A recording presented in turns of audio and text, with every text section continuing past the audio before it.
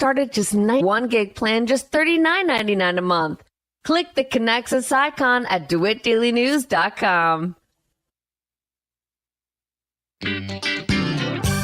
Your friend in Central Illinois, WHOW. Welcome to another segment of the WHOW Morning Show. Our morning show streams to Facebook and YouTube, brought to you by Peterson Insurance, your Pekin Insurance agent in Clinton. And in studio is Josh and Jeanette Thielen, and we're going to visit with them this morning regarding the Girl Scouts in the local area. And welcome to both Josh and Jeanette. And Josh was telling me before we went on the air that there is a troop in Clinton, but there is a new troop now is forming just down the road from us in Maroa. Let's talk about that. Yeah, so we saw a need in Maroa, and I called the council and said, hey, I'd like to start a troop up there. And so they said, great. So we started putting the stuff together around end of April, and then kind of got stuff finalized by the end of May.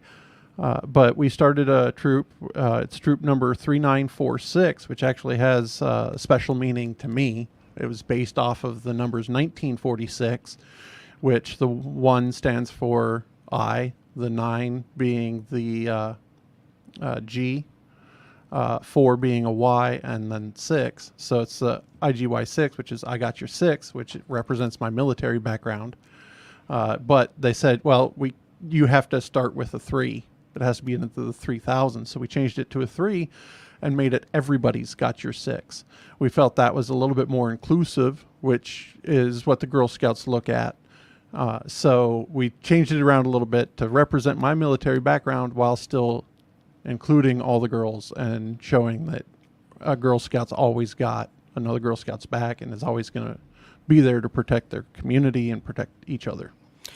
In terms of age group, is each troop a K through 12, or are there different segments of that K through 12? So every troop gets to pick and choose how they want to organize. They may just do kindergartners, or they may just do, be kindergartners in first grade. That's your Daisy level. So they can choose what level they want to do. Because of only having one troop in Maroa and one troop in Clinton, both troops are K through 12. So it really opens the door for everybody. And we understand that, once you get into high school, you've got a whole lot of other stuff going on. Junior high, you start getting more and more involved. Maybe you can't participate as much, but that's plenty okay. Like, if you want to come check out a meeting once in a while. If you want to be an active part of it, great. If you can only make it so often, that's fine too. I think it's more important that you're actively trying to be a part of a community rather than just saying, well, I can't always make it, so I'm not going to do it at all. Do what you can and enjoy it when you do. Well, and sitting right next to you is a great example of Girl Scouts. Josh's daughter, Jeanette, is with us also in studio. And Jeanette, take us through your Girl Scout career and what you've been doing, how many years you've been in it, that sort of thing. So I've been in Girl Scouts for 3 years, and when I had first joined, I was extremely shy. And then when I hit, I think, 4th grade, I slowly came out of my bubble. And then now I'm completely out of it. But it was definitely really fun. Really fun. Give us some ideas of what really fun means to you. Well, we went camping. You do a lot with that. Flashlight tag's one of them. Flashlight tag. Oh, yeah. That's fun. Absolutely. Yeah. So camping, flashlight tag, anything else trip your trigger? Selling Girl Scout cookies? No. That's kind of a fundraiser thing, isn't it? Cookie season can be rough. Yeah. It can be rough on the parents and rough on the girls. Yeah, it's a lot of work. Yeah, it's a lot of work. Jeanette, why did you decide to join Girl Scouts other than your dad having an involvement in it? Well, my friend Gracie came up to me and was like, hey, you want to join Girl Scouts? I said, I don't know. And then I came up to my dad. So I went upstairs and I said, Dad, can I join Girl Scouts? And then he was like, what? And the answer obviously was Yes. Yeah. Yes. All right. All right. So, as you've been in Girl Scouts now for 3 years, what do you feel like that has been the most valuable part of Girl Scouts to you? Has it been coming out of your bubble, your shell, as it were, or have there been other things, making friends, that sort of thing, that you value? I would say with me coming out of my bubble, it means that I can show the girls that even if you're really shy, you can go and do stuff that you don't normally do. You can go out of your comfort zone. Well, it sounds like that's what Girl Scouts has done for you, and I suspect, Josh, that it has done the same thing for many other girls as well. Oh yeah, we see it every year where girls grow and develop, and some it takes a little bit longer. I know one girl that is still in her little bubble, but that's where she feels safe. So we do what we can. If you feel safe there, you're not ready to come out, just you'll come out when you're ready. Sure. And we know it. We will push a little bit, like, hey, come try. But sooner or later, that bubble breaks. And it's amazing to see what blossoms outside of it. So We're visiting with Josh and Jeanette Thielen, talking about Girl Scouts in this segment of the WHOW Morning Show. Let's talk about the Clinton Troop for just a second. How many girls are involved in it, Josh? How long has it been organized? That sort of thing. So the Clinton Troop is 3044, and I don't have too many details on that troop, but it formed, I believe they just finished their second year. But they formed so that they could start a younger troop. So they took daisies and brownies, and then Troop 3646, which was the other old troop in Clinton, was basically fourth grade and above. So it kind of brought some balance so that the girls could do stuff more at their level instead of trying to downplay certain things. So that troop was formed to help introduce that. Well, 3646 unfortunately had to disband this year, and we went on to 3946 in Maroa. 3044 has some amazing leaders in it, and I'm excited to hopefully be able to work with them a little bit so our two troops can do a variety of things together where, you know, if I've got the older girls, they can help teach and inspire the younger girls. And we try to create a balance and a dual community event. Let's talk about the leadership part of this, because obviously organizing a troop is a lot of work. Organizing girls to come to an event is a lot of work. But let's talk about the organization part and the leadership, because obviously that takes a lot of time, and I'm sure on your part it takes some recruiting efforts as well. Let's speak to that. So, yeah, as far as being a troop leader, we come up with the plan for every meeting. We have to come up with recruitment tools and ways that we can reach out to other girls, and how do we reach each grade level? You know, how do we convince a high schooler that Girl Scouts is still good for you?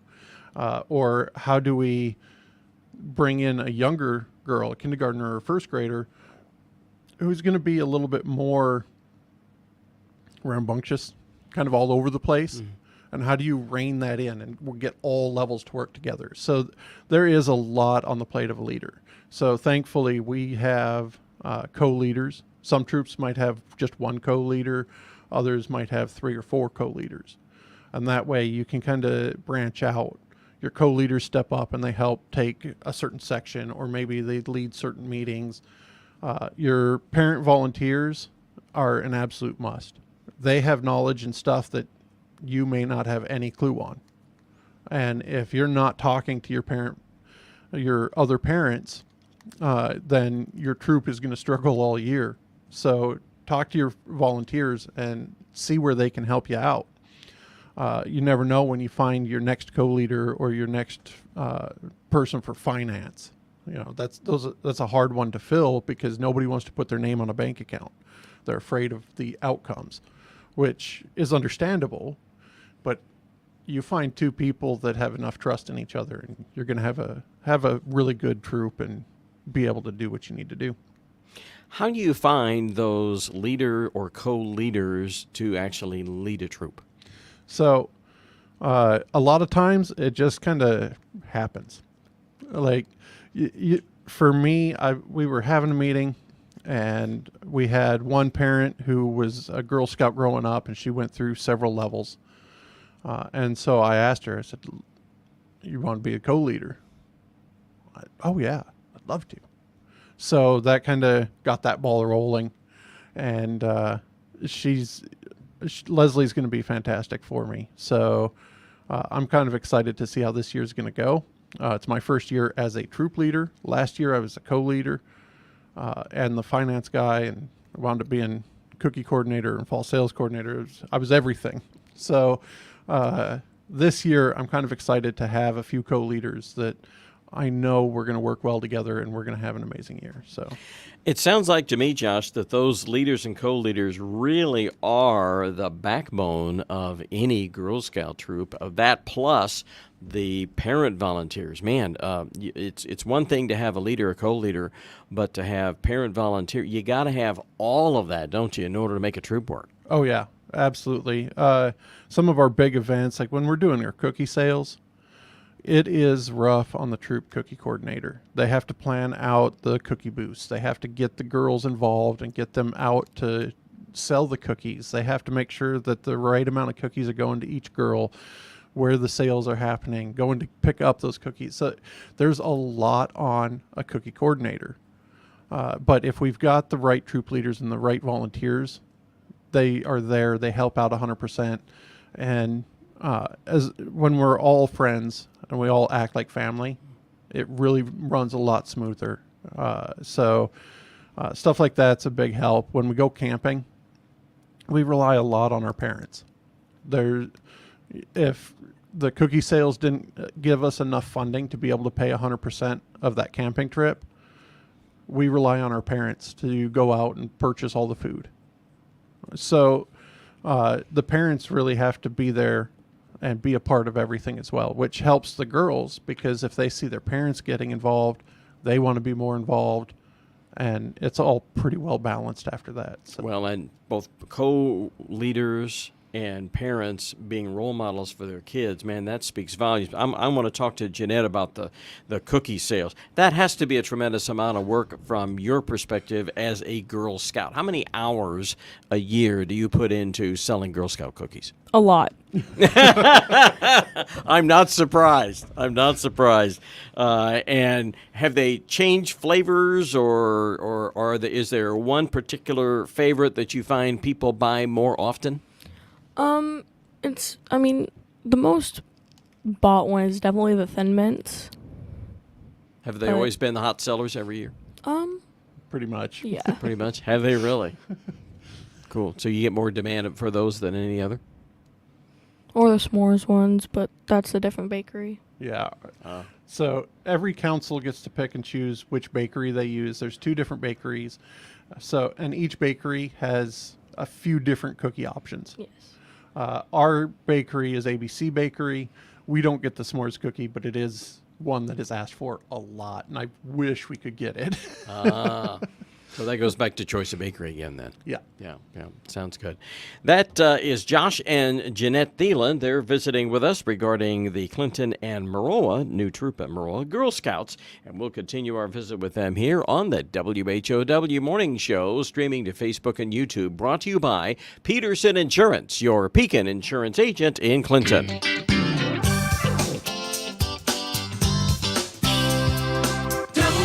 WHOW. Your Farm Bureau membership. Let's check the markets now on the RFD Radio Network. I'm Jim Taylor. Corn lower, beans steady, and wheat trading lower. July corn down 6 3/4, 428 1/4. September corn down 7 1/4, 433 1/4. New crop December 445 3/4. That's down 7 1/2. July beans up 6, 1166 1/2. August beans up 3 3/4, 1150 3/4. New crop November up 1/2 penny. 1120 1/2. July wheat down 10 3/4, 550 3/4. September wheat down 8, 567 and 3/4. July bean meal 364.60 up 280. July bean oil 43.77 down 17 cents. Livestock market August feeders 259.15 up 77 cents. June live cattle up 90 cents 188.50. July lean hogs 91.05 down $1. Energy market August crude oil 81.15 up 42 cents. I'm Jim. Chip Flory here, the host of AgriTalk, the nation's longest-running agriculture talk show. I'm here to remind our listeners on Central Illinois' agriculture station, WHOW, that you can hear our show weekday mornings from 10 to 11 on WHOW's many platforms. On the Big 1520 across Central Illinois, 92.3 FM in DeWitt County, and now on 106.5 FM in Logan County, and on the WHOW app. AgriTalk on WHOW. Allergy season is here, and our Warner Hospital and Health Services walk-in clinic inside our family medicine is here to help. No appointment, no problem. Find out more by clicking our icon at DeWittDailyNews.com. Ramie Miller from Run Deep Coaching. Take your power back. I do holistic personal and business coaching. My service is virtual, so we can visit no matter where you are. Find out more by clicking my icon at DeWittDailyNews.com. That's DeWittDailyNews.com. Your friend in Central Illinois. WHOW. Welcome back to another segment of the WHOW Morning Show, streaming to Facebook and YouTube, brought to you by Peterson Insurance, your Pekin Insurance agent in Clinton. In studio with us this morning is Josh and Jeanette Thielen from the Girl Scouts from Clinton and Maroa area. And Josh was telling me during break about a camping event that is coming up. Let's discuss that. How many girls will be involved, when it will take place, and where? Give us the details. So right now we're looking at about 12 girls and their parents coming out to Weldon Springs for the spooktacular event that they have. This is one of the rare times that the girls will do tent camping. So we're not sure how much they're going to enjoy that part of it. Has this happened before? So I have not taken part in the spooktacular before. And any time that we went camping with the old troop, we were always in a cabin. Usually at Camp Tap in Metamora or Camp Kiwanis in Mahomet. So it's going to be interesting to see how it goes this year. But with so many other campers and everything else that are going to be out there, and what the girls get to do, they go trick-or-treating to every campsite. They get to just run around the campground and just play, have fun, and be kids on Halloween, basically. But wow. I believe it's October 26th this year. That does sound like a lot of fun. Is it just one overnight? So our troop is only going to do a single night. We're just going to do that Saturday night and see how it goes, because we've got a lot of new girls from Maroa that are going to be participating in this one. So I really want to just let them get a small experience of camping at first and see how they handle it, see how things go. And then if they enjoy that part, they'll really enjoy when we get to do it in a cabin. Oh, very much so. Jeanette, have you been on camping trips as a Girl Scout? And if so, have you enjoyed it? Yes and no. So camping's not exactly your forte? No. No. Well, it is for some, and it isn't for others. Josh, is there a badge involved? Do they earn some kind of badge or anything like that for being rewarded for going on a camping trip? Yes, there is so many badges that we work out with it. They get their cooking badges, the camping badge itself. There's a s'mores patch that they get. There's a bunch. Hiking, I mean, it's almost endless. Everything we do can be associated to a patch. So the girls definitely rack them up come camping trips. So it's kind of excited to see how they come up with their own ideas, because I'm going to let the girls plan their own menus this year and let them, all right, what do you want to cook? And what tools do we need? What kind of food are we going to need? Are we going to have to get anything special to help cook it? Or let the girls plan out every detail of their camping trip. Instead of having the parents try to gather and figure everything out, we always miss stuff. Let the girls miss stuff this year. All right, Jeanette, what's on the menu from your perspective? If you could wave the magic wand, what would you like to be on the menu for the camping trip? Have you thought about it? No. Other than s'mores, maybe? You like s'mores? Yeah, Yeah, but it's yeah. not something I could eat every day. Oh, well, that's true. But just for one night, it wouldn't be bad. Yeah. Well, what else, Josh, is that what else is easy to cook in that environment? So grilled cheese is a really easy one because we do have little like sandwich tins that they can put into the fire. Anything in cast iron. And the nice part is I was in the military 10 years as a cook. I love to cook. So anything these girls throw at me, I can probably cook it. I'm just curious to see if I'm going to wind up with gummy worms and baked beans. Like, we're going to see what they come up with and see what they want to cook. Well, I can tell Jeanette's wheels are turning. So, yeah, I'm just going to throw something at Dad and see if he can cook it. That ought to be jolly fun. Has there been camping trips in the past where you end up cooking gummy worms and then something palatable? No. Usually in the past, our troop leader would come up with the menu. So it was usually hot dogs and mac and cheese. We've done spaghetti one night. We did walking tacos. I like the walking tacos. You like the walking tacos, Jeanette? Cool. What's the s'mores. easiest to cook, Josh? Being the cook. Probably the s'mores. The s'mores. We've got another one called shut 'em ups. Shut 'em ups. Oh yeah. And what is that? Saltine cracker, caramel, and toasted marshmallow. All right, Jeanette, would you eat any of that if your dad cooked it at the Girl Scout camping trip? Probably. I didn't eat a shut 'em up last time, but You're willing to try one? yes. Okay, well that's a good thing. At least there's somewhat of an endorsement there, Josh. So yeah. Well, we did do them at our last camping trip. It was a lot of fun. The girls really enjoyed them. The caramel helped to keep their mouths closed for a little bit. So. Oh my gosh! It was fun, and the girls enjoyed them. And I want to test the girls and have them come up with their own s'more recipe this year and check and see what else we can create and what else we can come up with. Marshmallow? Talking to the mic. Go ahead. Yeah. Marshmallow, and then chocolate, and then another marshmallow. So the chocolate, so it would be 2 cooked marshmallows, and you put the chocolate in the middle. Ooh, that sounds good. Extra marshmallow s'more? Yeah, just without the crackers. Oh. So your fingers are going to get nice and sticky. Yeah, Oh so my the marshmallow, so basically the marshmallow is the cracker, and the chocolate's the marshmallow. That's a unique sandwich. That's a very unique sandwich. Your dad will be very creative in trying to come up with something like that. All right, we've got about 30 seconds left. Give me a 30-second summary on your new troop in Maroa. All right, so the new troop meets on the 1st, 3rd, and 5th Tuesday of every month from 6 to 7:30, and that will start in September. So it'll be after the school year starts and we start recruiting processes again. And we just look to have a fun time all year and let the girls be leaders. That's great. That's Josh and Jeanette Thielen representing the Girl Scouts in the Clinton-Maroa area on this edition of the WHOW Morning Show. Sit tight.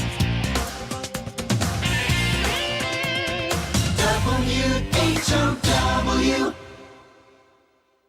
And we're coming up on 10 o'clock and news from SRN. Following that, it is Chip Flory and AgriTalk. That's all here on Central Illinois' Ag Station, WHOW. The Big 1520 WHOW Clinton, 92.3 FM W222 BG Clinton, 106.5 FM W293 DJ Normal Bloomington. It is 10 o'clock. Time for news from Town Hall. News this hour from townhall.com. I'm Rich Thomason. The Supreme